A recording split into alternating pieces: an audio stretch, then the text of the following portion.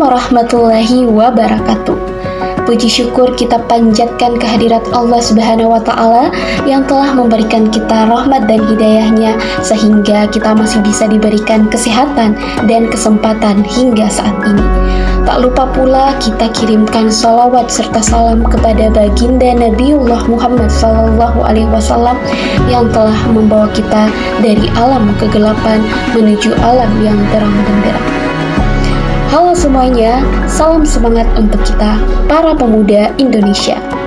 Saya di sini datang bukan hanya sekedar berbicara, melainkan datang untuk menyampaikan api semangat yang harus kita jaga bersama, karena masa depan Indonesia ada di tangan kita. Tahun 2045 bukan hanya sekedar angka, melainkan itu adalah mimpi besar bagi bangsa kita. Bangsa Indonesia genap 100 tahun merdeka. Pertanyaannya, apakah kita siap untuk menyambutnya?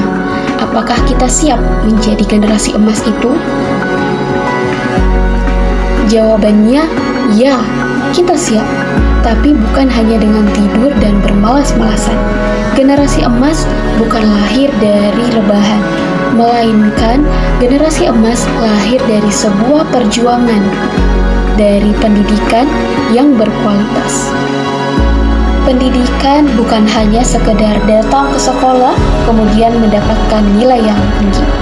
Pendidikan adalah tentang membentuk karakter, berpikir kritis, dan mencoba berbagai banyak hal baru. Ingat kata pepatah bijak bilang, ilmu tanpa adab adalah pohon yang tidak berbuah. Maka pendidikan sejati adalah pendidikan yang membentuk sebuah akhlak, etika, dan semangat juang. Teman-teman, ingat kita saat ini hidup di era yang serba cepat. Teknologi canggih, media digital, AI, metaverse. Kalau kita tidak berkembang, maka kita akan tertinggal.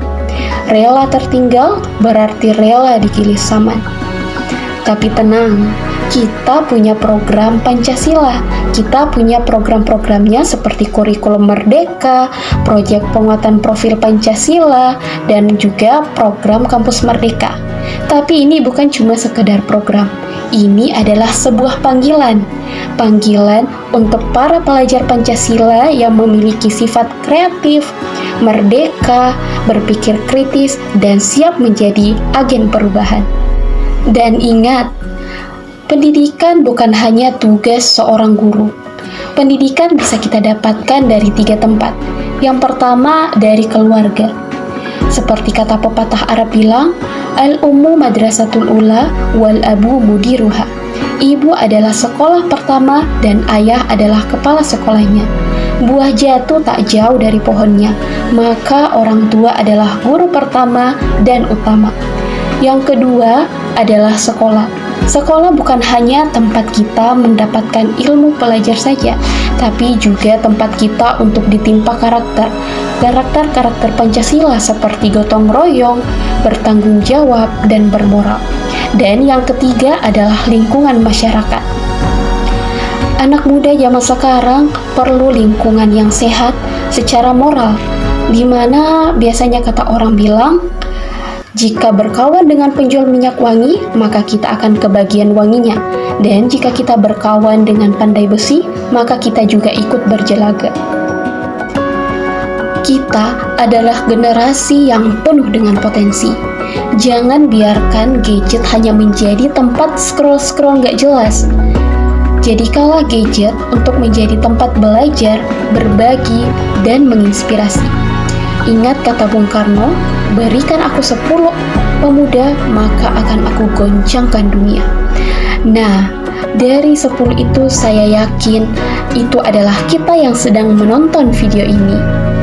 Mari kita menjadi pemuda Pancasila yang beriman, berilmu, dan bertakwa itu. Kita bangun Indonesia bukan hanya dengan mimpi, melainkan dengan aksi. Saya pamit undur diri. Wassalamualaikum warahmatullahi wabarakatuh.